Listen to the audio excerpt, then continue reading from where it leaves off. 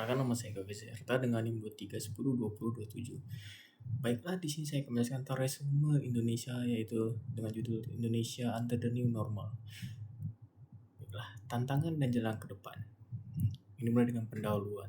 Indonesia menghadapi tantangan berat dalam menangani pandemi COVID-19 dengan pertumbuhan ekonomi terburuk dalam 20 tahun terakhir dan tingkat infeksi yang terus meningkat. Pada Juni 2020, pemerintah melonggarkan pembatasan sosial atau PSBB dan membuka beberapa sektor ekonomi sebagai bagian dari persiapan new normal yang diumumkan Presiden Joko Widodo. Namun pada saat itu penyebaran COVID-19 belum terkendali dan kritik muncul bahwa pemerintah terlalu mengutamakan pemulihan ekonomi daripada pengendalian pandemi.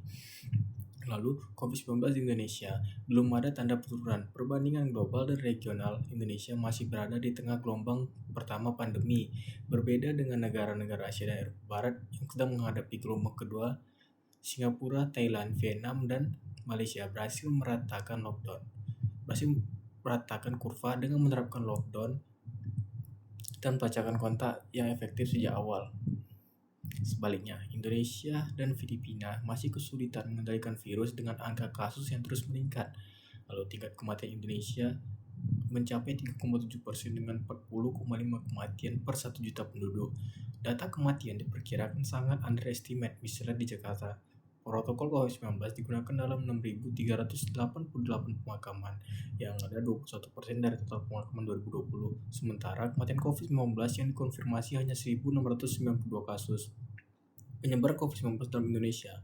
Kasus harian Indonesia meningkat bertahap sejak Maret 2020, meskipun PSBB yang diberlakukan April sampai Juni efektif mengurangi tingkat transmisi hampir 50%. Pemerintah melonggarkan pembatasan ketika reproductive rate masih 1,2 atau WHO merekomendasikan di bawah 1 selama 2 minggu.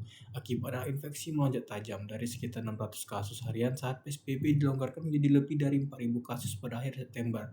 Kematian COVID-19 terkonsentrasi pada orang dewasa di atas 40 tahun, sekitar 55% pada usia 55 plus 2,25% pada usia 45 sampai 55 tahun, 20% di bawah 45 tahun. Sementara infeksi tersebar merata di kelompok usia dari 20 sampai 59 tahun yang paling produktif secara ekonomi. Masalah testing dan kontak tracing. Indonesia memiliki tingkat testing terendah di Asia Tenggara, jauh di bawah target WHO yaitu 1 tes per 1.000 orang per minggu. Tingkat tes positif Indonesia sekitar 18%, jauh di atas rekomendasi WHO sebesar 5% atau lebih rendah. Masalah utama meliputi kapasitas testing terbatas dan infrastruktur kesehatan masyarakat yang lemah. Lalu ada koordinasi buruk dalam pengadaan bahan testing. Lalu ada testing terfokus pada pasien bergejala, bukan kasus asimptomatik. Lalu proses tes PCR yang lambat 5-7 hari. Lalu kontak tracing sangat terbatas karena sistem surveillance penyakit dan informasi kesehatan yang tidak memadai. Tidak ada prosedur yang jelas dan konsisten untuk mengumpulkan informasi kontak. Tantangan regional. Jakarta tetap menjadi epicenter dengan tingkat testing tertinggi. Jawa Timur, terutama Surabaya, juga terdampak berat. Beberapa daerah menerapkan PSBB lokal. Namun hal ini menimbulkan ketegangan dengan kebijakan nasional karena kekhawatiran terhadap dampak ekonomi. Opsi kebijakan pemerintah Indonesia terjepit karena menolak opsi lockdown karena dampak ekonomi, sementara kapasitas testing dan kontak tracing terbatas. Pemerintah juga mengandalkan kepatuhan sukarela masyarakat terhadap protokol kesehatan. Namun survei menunjukkan kepatuhan yang lemah, terutama untuk physical distancing. Pemerintah menaruh harapan besar pada vaksin yang diperkirakan tersedia Januari 2021, meski skenario optimis menunjukkan vaksin baru tersedia kuartal kedua 2021. Perkembangan ekonomi, pertumbuhan ekonomi, COVID-19 menyebabkan kontraksi ekonomi terburuk sejak krisis finansial tahun 1998. PDB turun hingga 5,3% pada kuartal kedua 2020 dibanding periode yang sama tahun sebelumnya.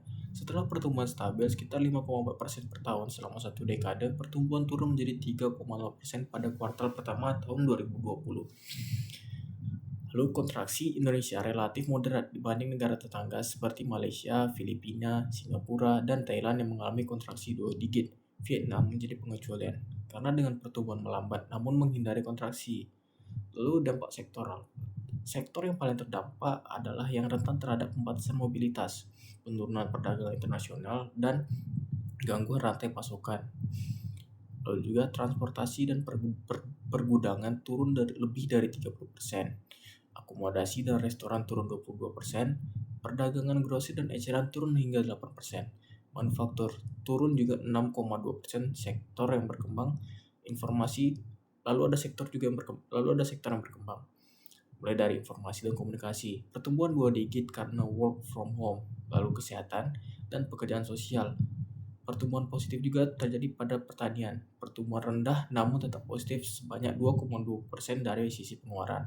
Penurunan konsumsi rumah tangga sebanyak minus 5,0% memberikan kontribusi terbesar terhadap kontraksi. Diikuti penurunan investasi sebanyak minus 8,6% dan konsumsi pemerintah yang mengejutkan sebanyak minus 6,9%.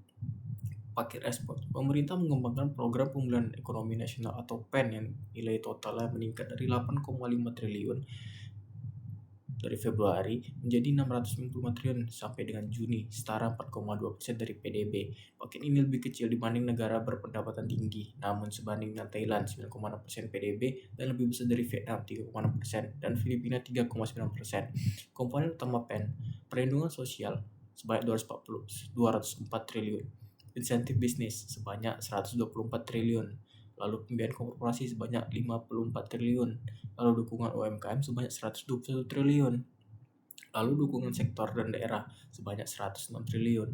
Program perlindungan sosial mengandalkan skema existing seperti PKH, kartu sembako, dan BLT desa ditambah kartu prakerja dan diskon listrik. Lalu ada masalah utama.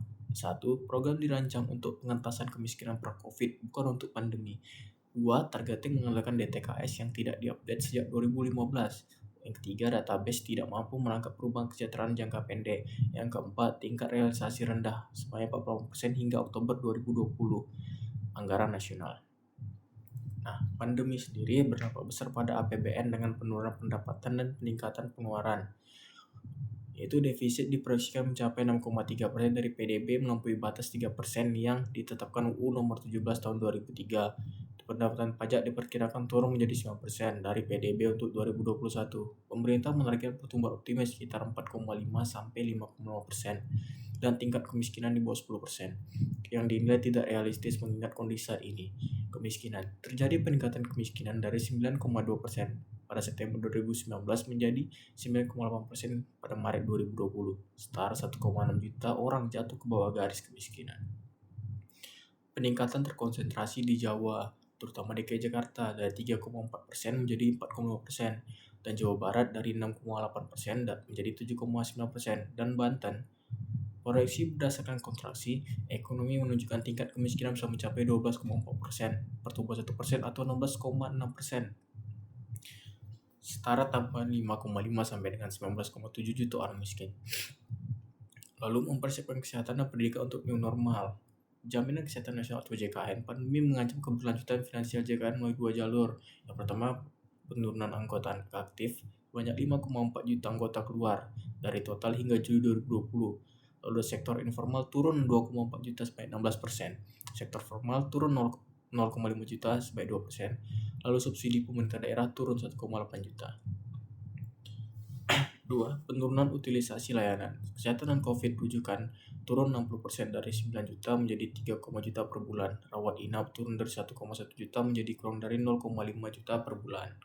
Paket PEN mengalokasikan 3 triliun untuk subsidi premi JKN bagi 34 juta anggota mandiri kelas 3, namun tidak mencakup seluruh kehilangan keanggotaan sektor pendidikan dasar dan menengah. Sekolah ditutup sejak Maret 2020 dengan rencana pembukaan bertahap mulai Juli 2020. Namun dengan syarat ketat, hanya daerah tanpa kasus COVID-19 lah yang boleh membuka sekolahnya. Praktiknya hanya 48 dari 514 kabupaten atau kota yang memenuhi kriteria. Lalu tantangan pembelajaran jarak jauh berdasarkan survei 50 sekolah Jakarta. Biaya dan akses internet sebanyak 83% sekolah dasar dan 93% sekolah menengah.